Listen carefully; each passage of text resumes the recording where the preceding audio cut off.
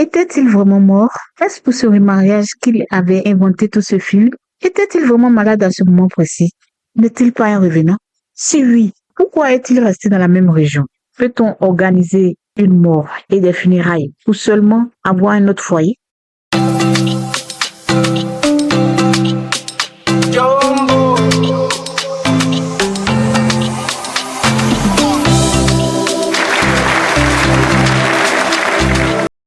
Merci encore d'être passé nous voir. Moi, c'est Abeba Rolos et nous sommes sur notre chaîne Cicatrices et Souris. Oui, je dis bien notre chaîne Cicatrices et Souris. Cicatrices et Souris, c'est la chaîne qui vous parle des histoires vraies, des histoires des personnes qui nous entourent, des histoires que nous avons plus ou moins vécues ou des histoires dont nous avons été témoins. Aujourd'hui, nous allons traiter le cas de Miss Assalat et voici l'histoire. Vous connaissez le principe de cette chaîne. Nous avons essayé de changer des lieux, de changer des noms, de changer certaines parties de l'histoire pour ne pas qu'on puisse reconnaître le sujet principal de l'histoire et aussi les éléments, les personnes qui sont aux alentours de l'histoire. Le revenant en mensonge. Oui, après avoir écouté l'histoire, c'est le titre que je lui ai donné. Le revenant en mensonge. Le revenant en mensonge. Histoire 1, première partie. Je suis Ka Assalat et j'ai 23 ans d'âge. Je vivais avec mes parents à Abobo, un quartier d'Abidjan, c'est en Côte d'Ivoire. J'étais étudiante en faculté de droit et financièrement c'était compliqué à la maison. Nous n'avions pas de télévision et après les études, je partais quelquefois chez la voisine. Elle a aménagé dans le quartier il y a plus de 6 mois maintenant. C'est Madame Sonedi, une femme d'une trentaine d'années, très gentille. Elle semblait très heureuse dans son ménage. Parfois, elle me proposait même de la nourriture après notre programme préféré. Je refusais au début, mais souvent, c'était le seul plat que je pouvais manger de toute la soirée. Il m'arrivait des jours où je regardais les quelques pièces durement gagnées en faisant la lessive des mamans du quartier.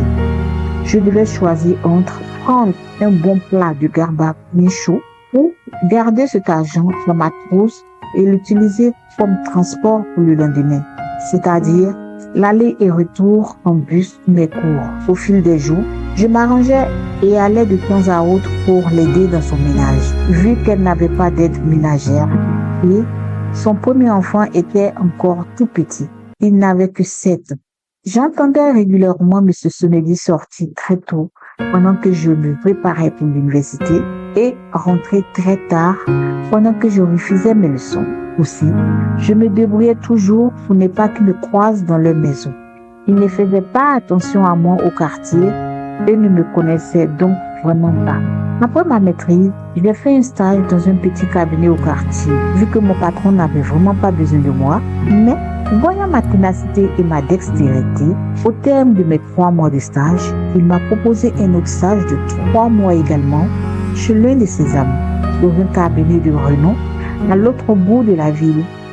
Des étincelles me sortaient des yeux, mais ma joie fut de courte durée quand je pensais au transport qui me coûtera 2200 francs CFA environ par jour, sans compter la nourriture. Au même moment, il me dit: tu auras une prime de transport de 100 000 francs le mois. Et là, je sentais mon cœur danser dans ma poitrine et mon visage s'illuminer. J'étais heureuse. Une expérience même d'1 mois dans un cabinet de cette trempe était pour moi une si belle occasion de booster mon CV.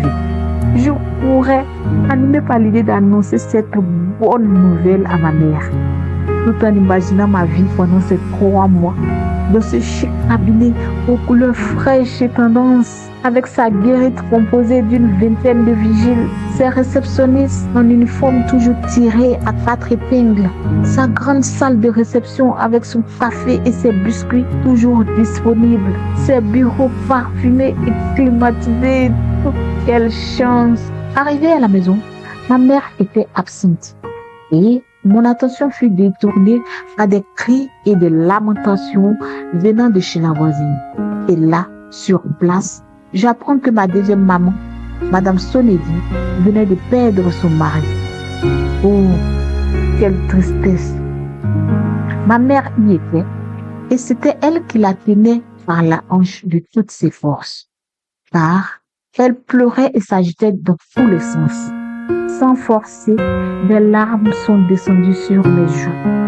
Et, remarquant ma présence, elle me parlait dans sa langue en faisant de très grands signes de la main. Je ne comprenais rien de ce qu'elle racontait, mais c'était vraiment pitoyable. Je suis automatiquement venue vers elle pour la consoler. Ça me fendait le cœur de la voir ainsi. Et ma mère qui me répétait à l'oreille, ne pleure pas. Prends plutôt courage et console-la. Ces enfants étaient en train d'être consolés ensemble dans une autre pièce par deux autres mamans. Les plus petits ne semblaient pas trop comprendre la situation. Mais bon, nous étions vendredi aujourd'hui. Ma deuxième maman m'avait fait cas le mardi dernier de ce que son mari se plaignait de violentes douleurs dans la poitrine depuis plus d'une semaine. Plusieurs examens ont révélé qu'il n'y avait rien d'anormal, mais les douleurs persistaient et étaient maintenant suivies de tours aigus, mais aussi de sang. Lui et sa famille ont décidé d'aborder cette maladie de manière traditionnelle et spirituelle. Il a donc été accompagné au nord du pays, dans son village dont je tairai le nom. Il était parti le mercredi avec son frère et sa sœur cadette. Madame Sonedi, quant à elle, était restée pour veiller sur les enfants et la maison. Elle était néanmoins en contact permanent avec son mari qui la rassurait concernant sa santé. C'est aujourd'hui, vers 10 heures, que la nouvelle de son décès est tombée. Elle a été interdite de s'y rendre car, selon eux, il serait déjà enterré avant son arrivée, parce qu'il n'y avait pas de mort dans le village. Elle n'a donc pas pu voir son mari pour une dernière fois. Mais bref, c'était de très longues périodes de tristesse et de douleur, et ça tombait vraiment mal. Voilà 2 semaines que j'ai commencé de l'autre côté. Je devais donner tout ce que j'avais dans le ventre pour, dans un premier temps, pouvoir terminer les 3 mois de stage et ensuite espérer être recrutée dans ce lieu, même si c'était pour commencer bien au bas de l'échelle. Tous les soirs, j'étais exténuée, mais je trouvais la force de passer et faire 15 à 20 minutes chez elle, histoire de prendre de leurs nouvelles et au minimum faire la vaisselle ou nettoyer le salon. Elle m'encourageait énormément dans mes projets et je lui racontais toute ma journée. Elle m'écoutait attentivement comme un enfant à qui on racontait une histoire du Père Noël. J'avais l'impression que ma présence et mes récits lui faisaient beaucoup de bien, car elle se sentait vraiment seule. Histoire 1, partie 2. Pour finir, j'ai fait 9 mois dans la boîte au lieu de 3 comme convenu au départ. Appréciant mon travail, mon boss m'embaucha et m'affecta dans l'une de ses nouvelles succursales située dans une grande ville au nord du pays. J'étais la responsable des affaires judiciaires avec un très bon salaire. Même dans mes rêves les plus fous, je ne pouvais me permettre de penser un jour avoir le tiers de ce que je toucherais par mois. Mes 2 mamans étaient fières de moi. La séparation était très difficile, occasionnant beaucoup de larmes et de craintes. Voulant justifier le choix de mon patron à mon égard, je travaillais beaucoup et n'avais pas assez de temps pour bien me nourrir une fois à la maison. Je mangeais donc plusieurs fois par semaine de bons mets bio dans un restaurant non loin du cabinet avant de rentrer ou emportais ma nourriture à la maison. Après 2 mois, je commençais à me familiariser aux employés du restaurant. Un jour, j'ai remarqué un client assis dans un coin du restaurant. Il n'avait rien sur la table, ni nourriture, ni boisson, mais qui observait tout et tout le monde. J'ai pris peur et mon sang a fait un tour. Il ressemblait trait pour trait à M. Sonedi, le mari de ma deuxième maman. Je ne pouvais le voir en entier à cause d'une poutre du restaurant qui couvrait une partie de son visage. J'avais peur et je me demandais, était-ce vraiment lui? Étais-je la seule à le voir? Est-ce dans mes pensées? Pour dire que ces derniers temps, j'avais beaucoup pensé à Madame Sonedi et à sa situation actuelle avec ses enfants.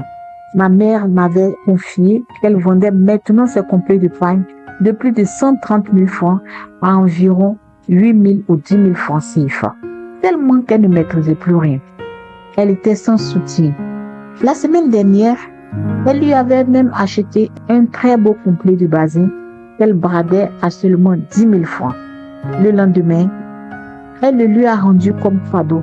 Elle a été agréablement surprise et a même coulé des larmes. De temps à autre, je lui faisais parvenir quelques billets pour pouvoir la soutenir. Mais bon, revenons à nos moutons. J'avais maintenant très peur de regarder dans la direction de ce homme. Je n'osais même pas me lever de ma chaise. Et s'il me voyait et me reconnaissait? Et aussi, j'avais perdu l'appétit. Et j'étais plutôt traversée par des sueurs froides. 10 minutes après, j'ai rassemblé tout mon courage et j'ai décidé de regarder encore une fois. Et là, plus rien. Il n'était pas là, disparu, envolé. Ouf, ma pensée, elle me joue des tours. Une autre fois, pendant que j'arrivais au restaurant, j'ai revu cette même personne de loin, montant dans une voiture pour s'en aller. Quoi? Encore une fois? Mais que se passe-t-il au juste? Non, non et non. Cette fois, je ne rêve pas. J'ai tout de suite appelé ma mère et je lui ai tout raconté. Mais elle n'a cru à aucun mot de mon récit. Tout ce qu'elle a eu à dire, c'est ma fille, s'il te plaît, repose-toi bien ce week-end. Et ensuite, elle a changé de sujet, me parlant de mes oncles et cousines, puis a terminé par des bénédictions pour la nourriture et le confort qu'elle commence à avoir de mon fait. Voulant avoir le cœur net sur cette histoire, je fréquentais maintenant ce restaurant tous les soirs et même les midis. 2 semaines plus tard, un soir, pendant que je finissais mon repas, et là, bingo, le revoilà. Il est entré, a salué de manière réservée et est allé s'asseoir dans un coin. Je le voyais. C'était vraiment lui. Enfin, j'en étais sûre. Il ne ressemblait pas à M. Sonedi, mais c'était lui, M. Sonedi lui-même. J'ai pris une photo discrète que j'ai envoyée à ma mère et je l'ai appelée en chuchotant. Elle a crié sur fort que je me demandais si je pourrais encore entendre parfaitement de mon oreille gauche. Je le voyais très bien, mais n'osais pas le regarder en face, de peur qu'il me reconnaisse. On ne sait jamais. J'avais peur comme un voleur de téléphone qui a vu un policier. Je me suis éclipsée discrètement, toute tremblante, sans regarder en arrière. Je le cherchais.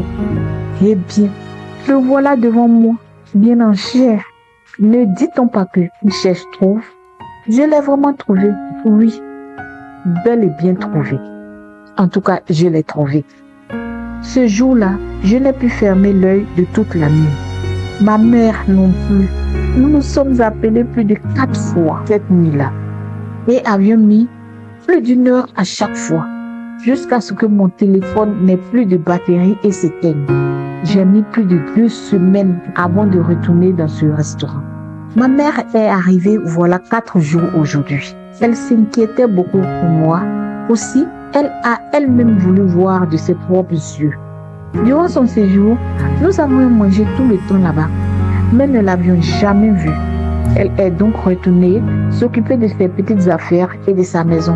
Mais avec les questions posées ça et là de manière détournée, nous avions su que l'on l'appelait Moroba, qui signifie le grand homme ou le patron dans une langue de chez nous. C'était le mari de la patronne et qu'il venait 2 fois par semaine environ et mettait autour de 40 minutes à faire le point dans l'arrière-cour et 20 à 25 minutes dans un coin du restaurant à observer son fonctionnement. Et ensuite, repartait.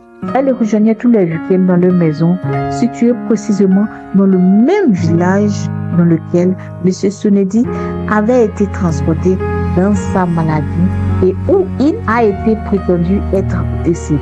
Les questions sont les suivantes. Que dois-je faire? Était-ce vraiment lui?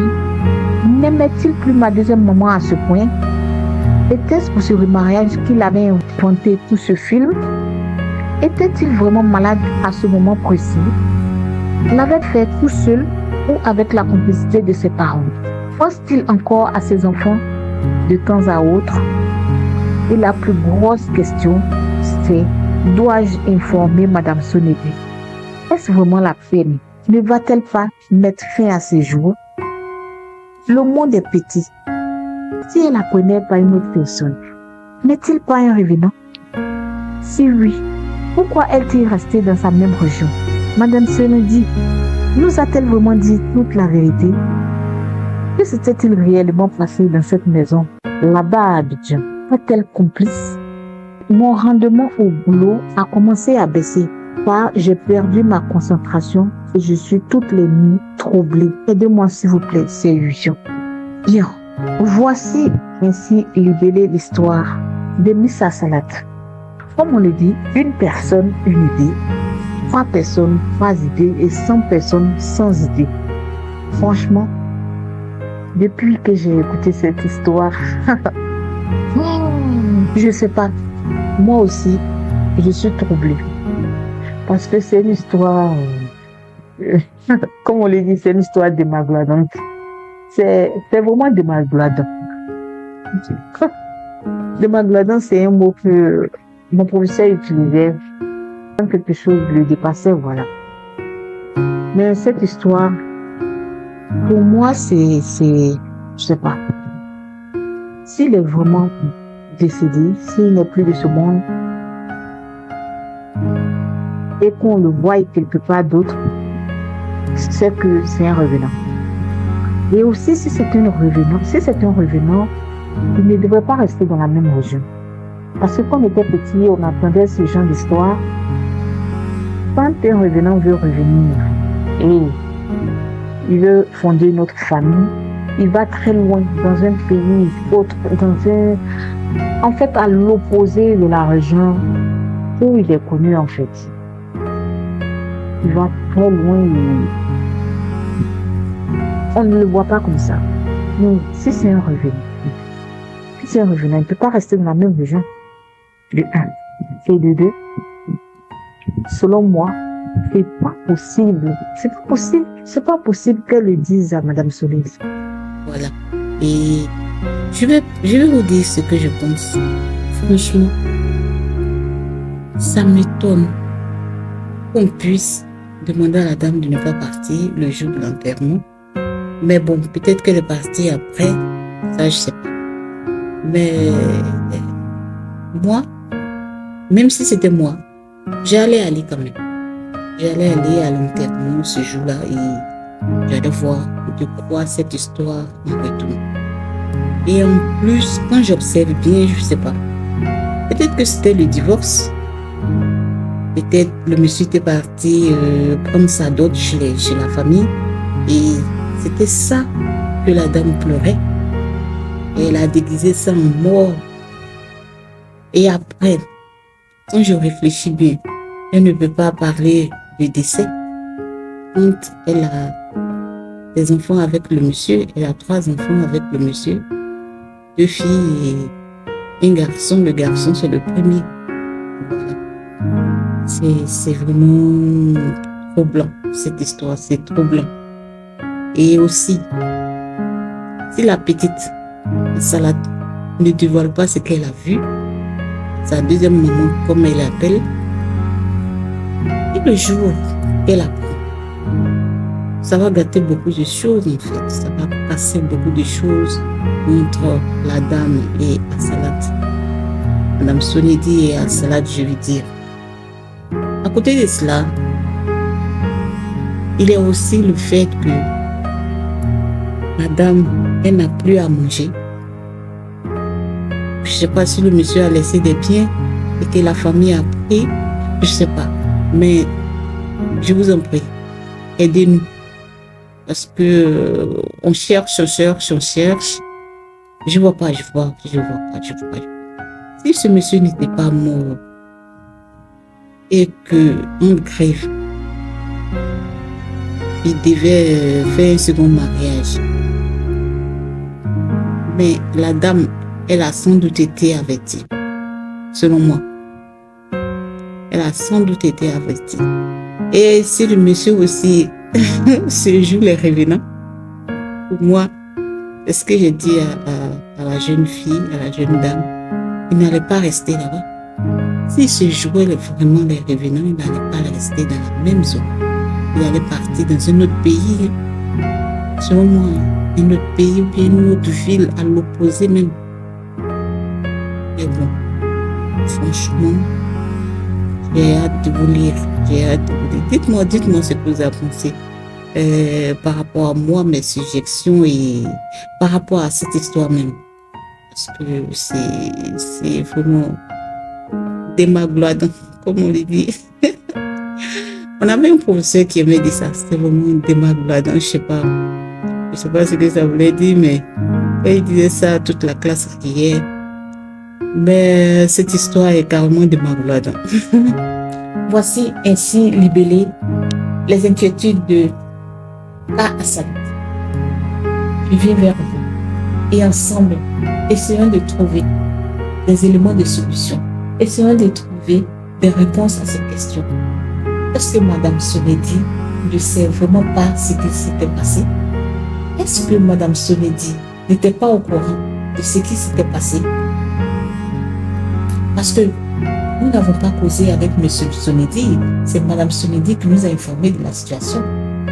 Et en plus, lorsque les funérailles, je veux dire en grève, lorsque elle est tentée de pleurer son mari, il n'y avait pas assez de parents, franchement. Il n'y avait pas assez de parents du côté du mari.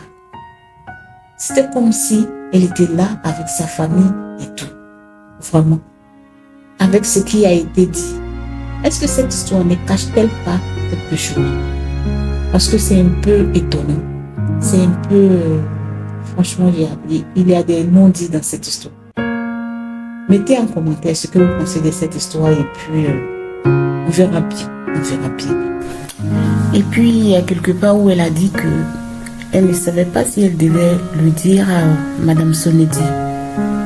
Oui, c'est la plus grosse question de cette histoire. Parce que, quelle que soit l'issue, si elle le dit à Madame Sonedi, prenons le premier cas. Si le monsieur est vraiment un revenant, Madame Sonedi, elle se rend là-bas, elle voit le monsieur qui était mort, ça devient waouh, c'est un traumatisme.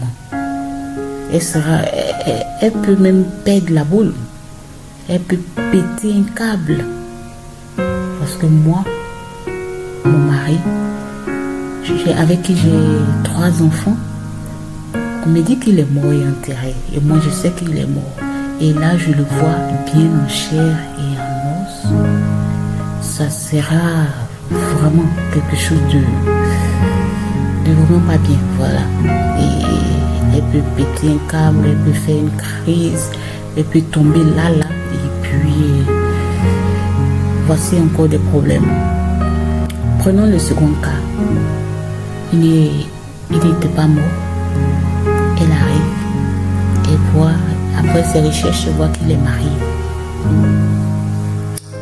Là encore, elle pète un câble. Et là, elle pète un câble grave comme ça. Ça sera vraiment... Non, je suis sûre qu'elle va faire un AVC là. Elle aura tellement mal et ça sera tellement douloureux pour elle, franchement. Et prenons le troisième cas où elle a été divorcée. Bon, elle a divorcé d'avec son mari et elle a concocté tout ça pour cacher ce fait-là. Essayer de créer des funérailles, faire des larmes et verser des larmes, alerter tout le quartier et tout.